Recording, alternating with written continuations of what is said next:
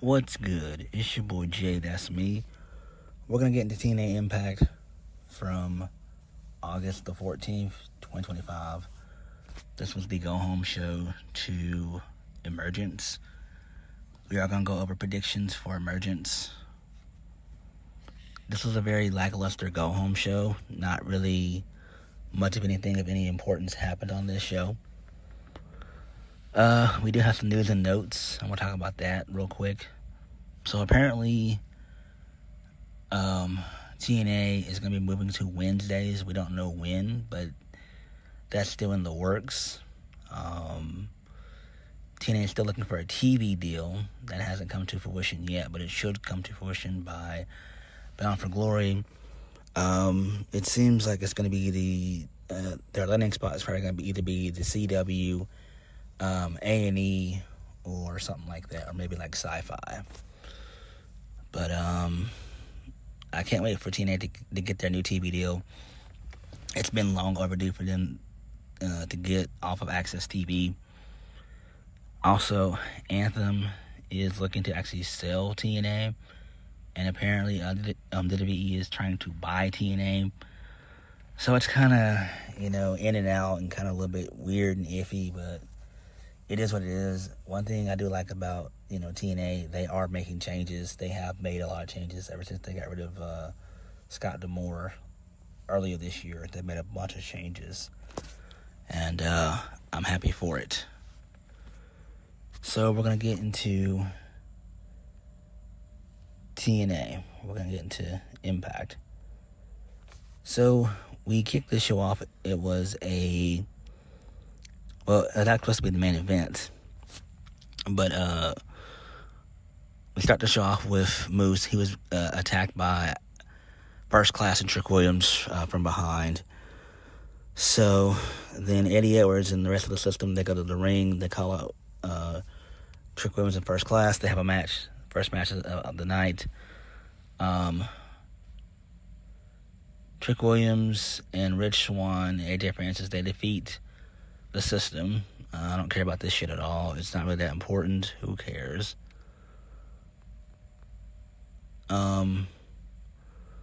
This leads us into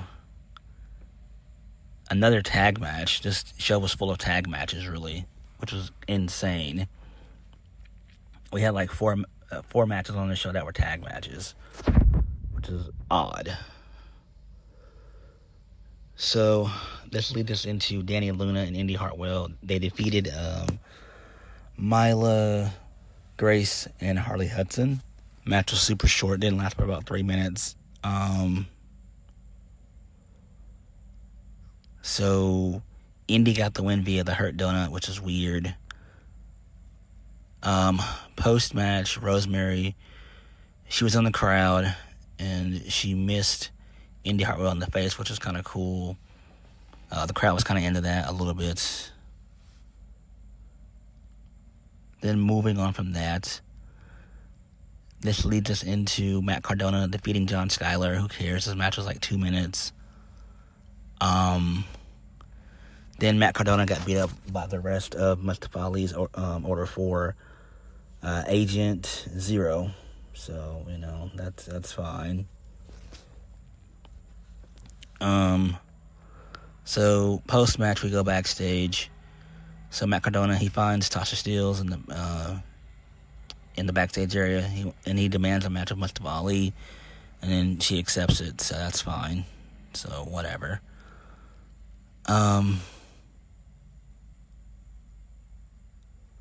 So Danny Luna and Jody Threat, they're trying to check on Indy Hartwell, but they got chased away by the trainer, who was trying to attend to the mist of Indy, clean up the mist, which is fine, I guess. Moving on, this leads us into the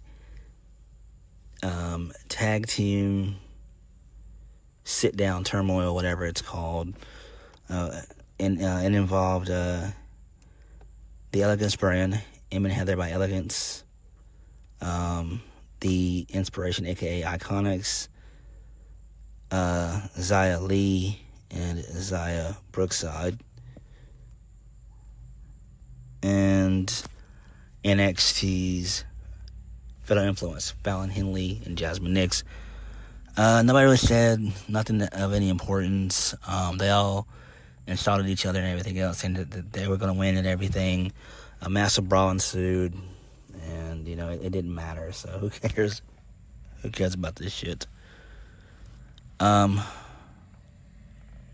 Moving on. So Rosemary, she's backstage. She explains to Gia Miller why she attacked Indy Hartwell. She said if Indy wants to be Knockout World Champion, then she'll have to go through her, and she is the gatekeeper. Again, I don't really too much care about Rosemary. I do like her, but it's time for her to be maybe like a producer for TNA. Maybe I don't know.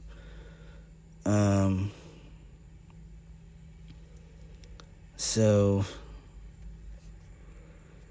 then this leads us into Mike Santana defeating Eric Young. Who cares about this shit? The Northern Armory, they attacked Mike Santana, but Sami Callihan shows up to make the save. Who cares? I don't care about this garbage. This leads us into the King Speaks segment involving Steve Maclin and Jake Something. So, Steve Maclin and Jake Something, they have a stare down. Steve Maclin grabs the mic and tells Frankie to shut the hell up. So Frankie Kazarian insults Jake Something, and then Jake, choked him out for a brief second. Kazarian thumped him in the eye to get out, and then Jake Something hit a black hole slam on Steve Maclin. Okay, that's fine.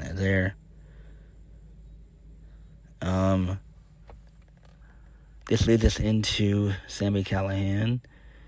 He has a digital exclusive. He promises to retire if he loses tomorrow night at Emergence. So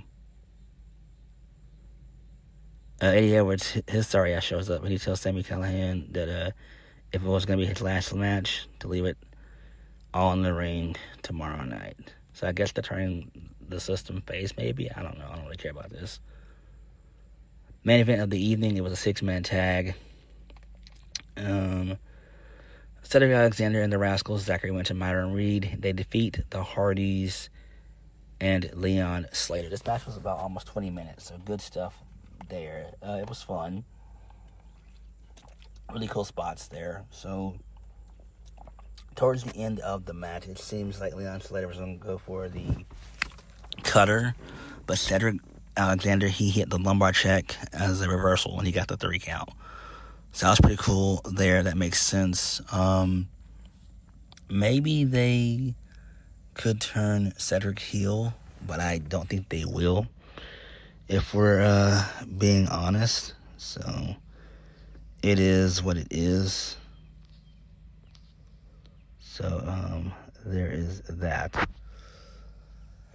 Again, this show was basically kind of lackluster for the most part. It was quite missable, quite mid, quite low tier from TNA standards. Usually their go-home shows are really solid, and this was just put together just to have something to do. So we're going to go ahead and get into the predictions for Emergence. So it takes place on Friday, August 15th. It's going to take place at the Chesapeake Employers Insurance Arena in Baltimore, Maryland. And that can hold about, for concerts, 500, 5,500 for concerts, and 4,654 for basketball. I don't know if they'll get that many out. It should be maybe about a good 2,000 to 3,000 people show up for the event. The card looks okay for the most part.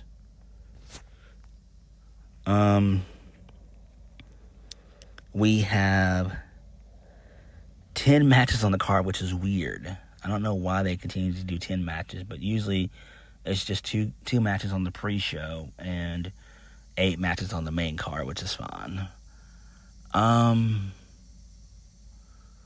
I guess we'll do Ryan Nemeth versus the Hometown Man, a.k.a. Diener. I don't care about this at all. Who cares? Maybe Ryan Nemeth wins. I don't care.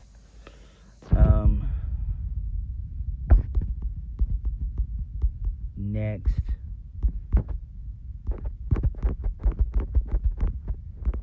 Mustafa Ali versus Matt Cardona.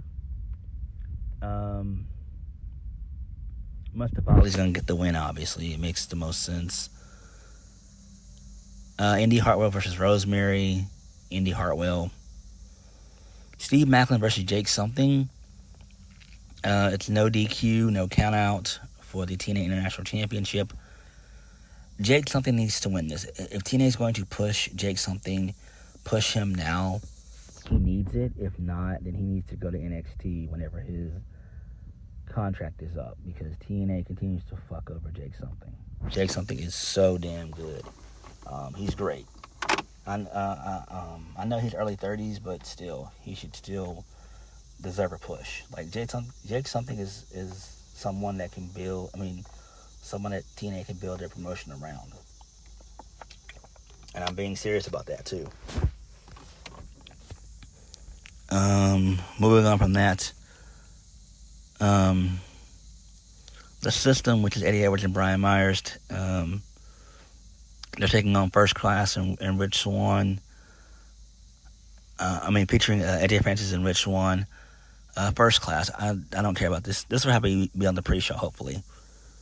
Then we get the Elegance brand. It's a fatal 4-way. So the Elegance brand, which is Heather and M by Elegance, The Inspiration, Fatal Influence, Fallon Henley and Jasmine Nix, versus Layling Lee, aka Zia Lee, and Zia Brookside for the TNA Knockouts World Tag Team Championships.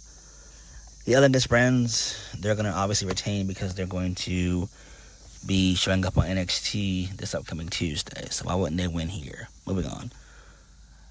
Leon Slater versus Cedric Alexander for the X Division Championship. Leon Slater, why would he lose? He just got the title. He just won it last month at Slammiversary, so he's not going to lose it like 3 weeks later. Like, why would that happen? But the match should be fun. It should be really, really good. Then we have the Hardys, Matt and Jeff Hardy versus the Rascals, Zachary Wentz and Myron Reed for the TNA World Tag Team Championships. The Hardys are going to retain. This match should be fun. We should have two matches of the night: Cedric Alexander and Leon Slater, and the Hardys and the Rascals. Main event of the evening: Trick Williams versus Moose for the TNA World Championship. Trick Williams is going to obviously win here. Why would he lose? And then I forgot Mike Santana versus Sami Callihan. If Sami Callihan loses, he's going to retire. Mike Santana's going to win, obviously. Why would Sami Callihan even be pushed at this point? And they're still going to build up Santana anyway, so why would he lose this? So when Sami Callihan loses, he probably will either go to, I would say, either with Scott D'Amore's promotion, Maple Leaf Pro Wrestling, or he might even go to AEW. So we could see him at like Forbidden Door. So I don't know, but that's where I see him, going, because he's gonna lose this match. Like, why wouldn't he lose? So there is that. I'm gonna go over my predictions again. Diener will defeat Ryan Nemeth. Indy Hartwell will defeat Rosemary. Jake Something will win the TNA International Championship, but I doubt it. Mustafa Ali will defeat Matt Cardona. First Class will defeat the System. Mike Santana will retire Sami Callihan. The Elegance brand will retain their TNA Knockouts World Tag Team Championships. Leon Slater will retain against Cedric Alexander. The Hardys will retain against the Rascals, and Trick will retain against Moose. So what did you guys think of TNA, and what are your predictions for Emergence?